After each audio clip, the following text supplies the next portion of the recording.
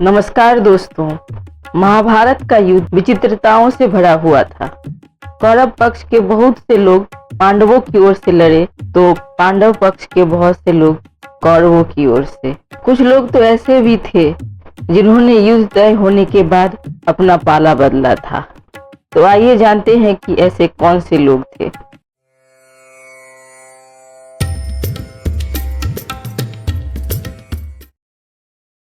महाराज शल्य। महाभारत में शल्य तो पांडवों के मामा थे, लेकिन उन्होंने कौरवों की ओर से लड़ाई लड़ी थी और कौरवों की ओर से लड़ते लड़ते उन्होंने पांडवों का ही फायदा पहुंचाया था। दरअसल शल्य ने जब हस्तिनापुर के राज में प्रवेश किया तो दुर्योधन ने उनका भव्य स्वागत किया। बाद में दुर्योधन ने उनको इमोशनल ब्लैकमेल करके अपनी ओर से लड़ने का वचन ले लिया। उन्होंने भी शर्त रख दी कि मैं युद्ध में तुम्हारे साथ रहूंगा, तुम्हारा साथ दूंगा, जो बोलोगे वह करूंगा, परंतु मेरी जुबान पे मेरा ही अधिकार होगा। दुर्योधन को इस शर्त में कोई खास बात नजर नहीं आई। उसने ये शर्त मान ली। क्योंकि महाराज शल्य बहुत बड़े रथी थे, इसलिए उन्हें कर्ण का सारथी बना दिया गया। वे प्रतिदिन अपने जुबान से कर्ण को हतोत्साहित करते थे। यही नहीं, प्रतिदिन वे युद्ध के समाप्ति के बाद जब शिविर में होते थे तब सभी कौरवों को हतोत्साहित करने का कार्य करते थे। युयुत्सु जो कौरवों की ओर से थे, वे कौरव के सौतेले भाई थे, लेकिन उन्होंने चीरहरण के समय भी कौरवों का विरोध कर पांडवों का साथ दिया था।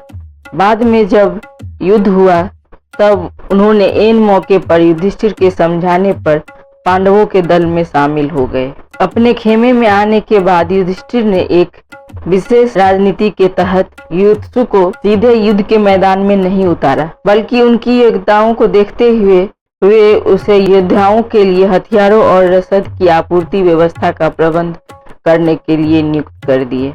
नारायणी सेना के सेनापति सात्यकी।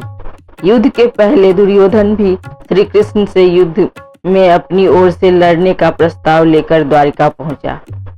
उसके कुछ देर के बाद ही अर्जुन भी वहां श्री कृष्ण के पास सहयोग के लिए पहुंच गए।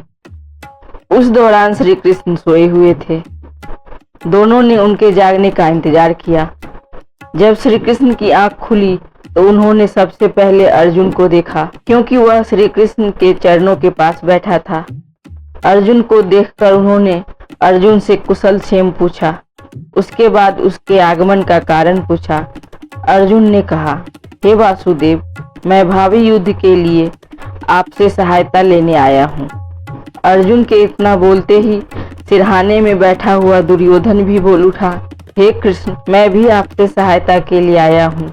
क्योंकि मैं अर्जुन से पहले आया हूँ, इसलिए सहायता मांगने का पहला अधिकार मेरा होना चाहिए।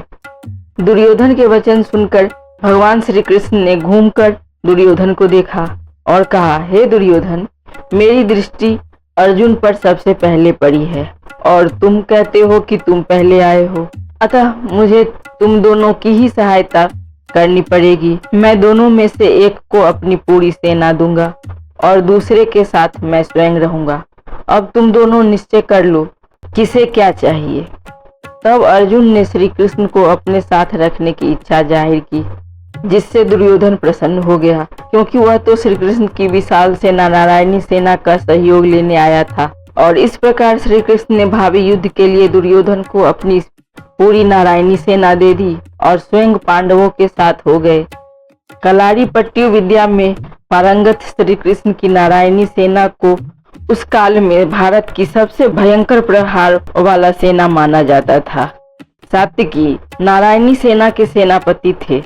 कायदे से उन्हें दुर्योधन की ओर से लड़ना चाहिए, क्योंकि वो सेनापति थे, लेकिन उन्होंने पांडवों की ओर से लड़ने का तय किया। अगर आपको ये वीडियो पसंद आया हो तो इसे लाइक कीजिए और अपने जानने वालों के साथ शेयर कीजिए। साथ ही चैनल को सब्सक्राइब करना और बेल आइकन को दबाना न भूलें।